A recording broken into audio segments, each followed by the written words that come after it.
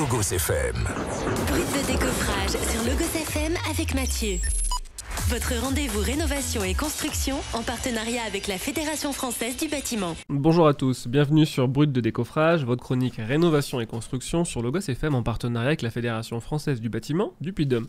Aujourd'hui, j'ai l'honneur et le plaisir de recevoir Faustine Thomas de l'entreprise Technicoupe. Bonjour Faustine. Bonjour Mathieu. Puis-je vous laisser vous présenter Faustine s'il vous plaît ? Oui, bien sûr. Je m'appelle Faustine Thomas, j'ai 27 ans et je travaille dans l'entreprise Technicoupe située à Beaumont. Technicoupe, pourquoi et le BTP comment ? Alors Technicoupe déjà, c'est une société de percement et découpe du béton. Ok. Qui a été créée en 1994 maintenant, donc qui est implantée depuis pas mal de temps sur la région. Pourquoi le BTP ? Parce que j'ai grandi dedans. C'est-à-dire que le directeur général de la société est mon papa. Ok, entreprise familiale. Exactement, donc depuis petite, j'ai été amenée à le suivre, à venir voir ce qui se passait un petit peu au bureau de temps en temps. Ça, c'est vrai que ça se faisait beaucoup plus dans les années 2000, aller sur le lieu de travail de nos parents, voir ce qui se passe. Et depuis toute jeune, je lui ai dit « je veux venir travailler avec toi », chose à laquelle à l'époque il m'a répondu « non ». Est-ce que c'est pas facile de passer la journée avec vous ou parce que le secteur c'était pas pour le vôtre ? Peut-être un peu des deux, mais du moins ses arguments à l'époque étaient de me dire que c'était un monde d'hommes, c'était un monde difficile et qu'il voulait que j'aille me faire mes armes, que j'aille faire un autre métier pour justement prendre plus d'expérience dans le monde du travail avant de venir dans le monde du BTP. Et peut-être aussi se donner l'opportunité de découvrir autre chose, tout simplement ? Exactement, et puis il sait à quel point, je le sais aussi maintenant, à quel point le monde du BTP est un monde, quand on est dedans, on a du mal à en ressortir. Ouais, ok. Et il ne voulait pas que j'ai de regrets plus tard, essentiellement. Donc chose que j'ai fait, j'ai passé un bac pro commerce, suivi d'un bachelor, suivi d'un master, d'un BTS, tout ça. Je me suis arrêtée au master 1 Management Business Unit, où j'avais le poste de responsable adjointe de magasin. D'accord. Dans le prêt-à-porter. Ok, complètement différent. Complètement différent, toujours dans l'esprit managérial. J'avais besoin de gérer des équipes, j'avais envie de m'entourer de gens, j'aimais former les gens, transmettre. Et puis à 21 ans, du coup, j'avais un poste à responsabilité, j'étais épanouie, mais il y a toujours ce côté qui me disait moi, je veux venir travailler avec toi. C'est attachant le BTP. Je veux venir voir, c'est bon, j'ai mes armes, j'ai fait tout ce que tu m'as dit, je t'ai écouté. Maintenant, c'est moi qui décide. Maintenant, je veux venir. Donc à 22 ans, en février 2020, D'accord. J'ai fait le choix d'intégrer la société au poste de secrétariat, puisque la secrétaire partait à la retraite. Et c'est surtout que j'arrivais, certes avec tous mes diplômes, mais avec aucune connaissance de ce milieu-là, aucune connaissance de la découpe, du bâtiment, du béton, rien du tout. Et il fallait tout apprendre. Racontez-nous un peu comment on apprend tout finalement. On apprend tout sur le tas, parce que ça faisait déjà 2 ans que j'étais dans le monde du travail, puis j'avais fait de l'alternance, donc repartir à l'école, j'en avais aucune envie. Mais j'avais l'envie d'apprendre. Et d'ailleurs, à ce moment-là, j'ai fait appel à la FFB 63, que j'ai pu découvrir à l'époque en 2020, qui m'ont accueilli à bras ouverts et qui m'ont dit « Ok, on va t'aider ». D'accord, super. Et je crois qu'à l'époque, c'est même avec vous, Mathieu, que j'ai fait les visios avec l'UMGO de Paris. 2020, quelle année ? Période de Covid, des visios, des masques, tout ça pour m'apprendre les bases de la construction, puisque pour bien savoir démolir, il faut savoir construire. Ouais, bien sûr, et en plus, c'est vrai que dans le bâtiment, on a de suite cette envie de tout savoir. Mais plus on sait, c'est connu, plus on sait, moins on sait, et le bâtiment, c'en est la preuve, il y a tellement de choses. C'est ça, on pense bien connaître un axe de travail, et puis on se dit « Ah mais non, il y a cette spécificité, plus celle-ci, et ça s'arrête jamais. » Encore aujourd'hui, ça va faire 5 ans en février que j'ai intégré Technicoupe. J'apprends tous les jours, je découvre tous les jours des nouvelles techniques. Bien sûr. Et le monde du BTP est quand même un monde qui évolue très vite en termes de technologie aussi. Donc c'est plus du tout le même métier qu'il y a 30 ans. Et donc il faut s'adapter sans cesse au marché, aux évolutions technologiques, etc. Mais justement, comment s'est passée votre entrée dans l'entreprise avec les collaborateurs, les fournisseurs, les partenaires racontez-nous un peu comment ça s'est fait cette rencontre. Au début, tout le monde était très content d'avoir une nouvelle tête, en fait, tout simplement, qui est quelqu'un de jeune, du coup, qui est arrivé. Bien évidemment, au niveau des collaborateurs, ils me connaissaient tous, parce qu'ils m'ont tous vu plus jeune, parce qu'on a des... Voire petite. Voire petite, voire bébé, pour certains, qui étaient déjà là à l'époque. Donc, ils m'ont tous connue, ils m'ont accueilli à bras ouverts. J'avais un petit peu peur, très honnêtement, au début, de tuer la fille d'eux. Ouais. Je m'y étais préparée, parce que c'est le cas. C'est le mythe. Je suis la fille de quelqu'un, hein, c'est tout à fait vrai.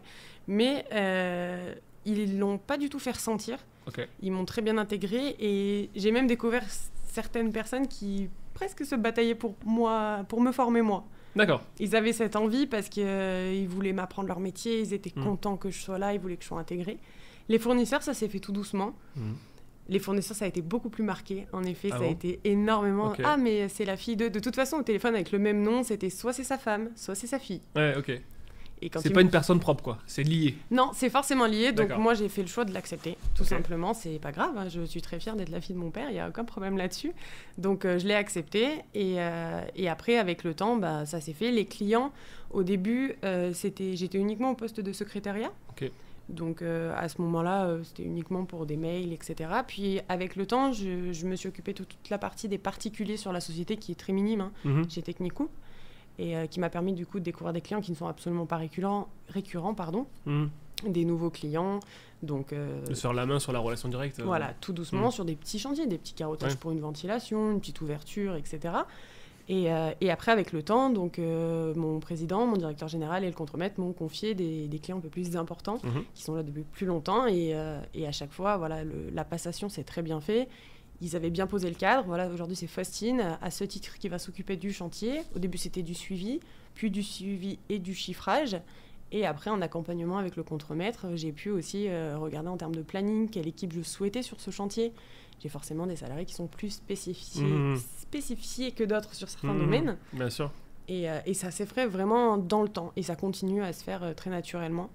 Donc ouais, dans l'ensemble, je pense que j'ai eu beaucoup de chance. Et on gagne son prénom. Exactement. C'est ça en fait l'idée. C'est gagner son prénom. Maintenant c'est Faustine. Ouais, voilà, c'est ça. Et alors moi, ça m'intéresse toujours, c'est la relation familiale dans l'entreprise. On a plein d'exemples où ça marche bien, on a plein d'exemples où c'était la pire idée du siècle de le faire. Le curseur, il est comment pour vous ? Le curseur, il varie. Parce que c'est pas quelque chose qui est défini. Il varie des jours ? Il varie des jours, exactement. Et c'est pas définitif. Parce que moi, à l'époque, j'entendais beaucoup travailler avec son conjoint ou sa conjointe. Ouais. Donc ça, c'est un exemple que j'avais partout. On connaît tous. Mais j'avais pas forcément entendu je travaille avec mon papa. Ouais. Et surtout, je mets bien la nuance travailler avec un enfant et aussi travailler avec un père et sa fille. Ok. Dans la société Technicoup, aujourd'hui, il y a aussi mon petit frère qui est sur le terrain, qui est opérateur béton. Et la relation qu'il a avec mon petit frère est complètement différente qu'avec moi. Déjà par l'âge, je pense, puisque je suis l'aîné d'une fratrie de 3, et par le fait que je sois une fille. Il y a une exigence qui est complètement différente. Il y a une exigence qui est très poussée, je dirais. Donc elle est différente et poussée. Exactement. Ok.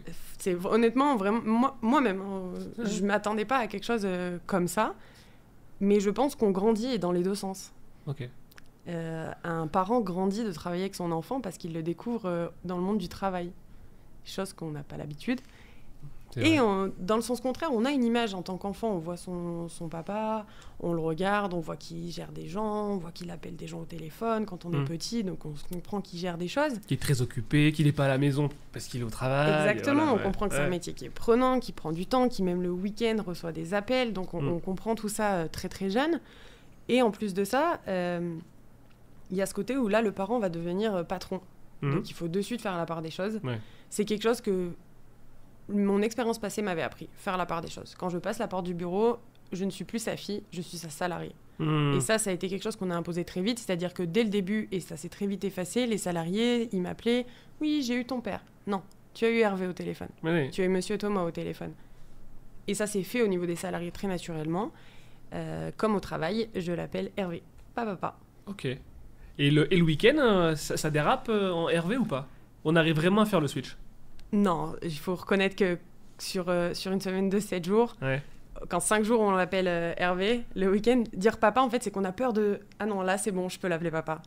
Et cet équilibre, justement, vie pro et vie perso, comment on le fait fonctionner ? Parce que, c'est faux. Enfin, moi, j'ai beaucoup de mal à concevoir qu'on peut fermer une porte du bureau et c'est fini, que rentre à la maison, il n'y a plus le bureau, et au bureau, il n'y a plus la famille. Enfin, c'est un mythe. Enfin, Oui, non, ça n'existe pas. Moi, j'y crois pas. Non, mais de toute façon, ça n'existe pas. Il ne faut pas dire « Ah oui, on ferme et tout va bien le week-end, on parle de la pluie et du beau temps ». Non, pas du tout. Il y a toujours un moment où, parce qu'on est soucieux de l'entreprise, on est soucieux des clients, des chantiers, des salariés. Il y a toujours un moment où on se dit « Waouh, au fait, je t'ai pas dit pour lundi ». Chose qu'on ferait pas avec un collègue. On n'oserait pas lui dire un dimanche après-midi à 15h « Ouais, je t'ai pas dit pour demain ». Mais là, on le fait parce qu'on peut se permettre. Alors après, il y a aussi le fait que je suis beaucoup plus âgée maintenant. Enfin, je ne vis plus chez mes parents depuis longtemps. Et donc, forcément, on peut plus se couper. Quand on s'appelle, on s'efforce. Et quand on se voit, on s'efforce. Parce que c'est pas du H24 le week-end. Donc, on s'efforce de le faire. Mais c'est vrai que Hervé et papa, il y a eu un temps d'adaptation. Aujourd'hui, au bout de 5 ans, c'est un peu plus fluide. Mais c'est vraiment quelque chose qu'il ne faut pas se leurrer. Je pense même pour des personnes qui travaillent avec leur conjoint. Ouais. C'est la même chose. Et même à titre personnel, j'ai un conjoint qui travaille dans le BTP. Malgré tout, quand on est dans le BTP, même si on n'est pas dans la même branche, on vient en parler. Donc des fois, on se dit « Ah, faut peut-être que j'arrête d'en parler » ou « C'est bon, on est à la maison ». Mais pour protéger son couple, est-ce qu'il ne faut pas aussi à un moment couper quand même ? Si, c'est important. Il faut en parler. Attention, il ne faut pas que couper parce qu'il faut en parler. Moi, je pense que c'est important, mais ça, c'est pas attaché au BTP, de pouvoir parler à son conjoint et de vider sa journée de travail, de dire « C'est passé ça, il s'est passé ça, il s'est passé ça », dans les deux sens. On vide son sac, c'est ressenti parce qu'on a tous des émotions. Et après, on a un autre rôle à la maison, un rôle de femme, un rôle de mère pour certaines, etc. Donc, c'est complètement différent. Il faut savoir couper, mais il faut arriver à en parler. Tout à fait. Donc, si je peux résumer, Technicoupe, spécialiste de la découpe. Exactement. Et spécialiste des relations familiales. Non, spécialiste, je sais pas. non, on fait partie des acteurs qui participent à leurs relations familiales. Au-delà du fait que j'ai mon frère dans l'entreprise, j'ai aussi 2 chefs d'équipe qui sont frères aussi. C'est ce que je disais, Technicoupe, spécialiste de la relation familiale. On prend vraiment un peu la famille. S'il y a un frère à recruter, après, pourquoi pas, ça se fait. Bon, mais l'appel est lancé. Si une fratrie cherche un job, Technicoupe recrute. Exactement. C'est tout à fait ça. Excellent. Bon, mais merci beaucoup, Faustine. Merci, Mathieu. Merci à tous et passez une très belle journée. À bientôt. Au revoir. C'était Brut de décoffrage sur le Logos FM. Avec notre partenaire, la Fédération française du bâtiment. Logos FM.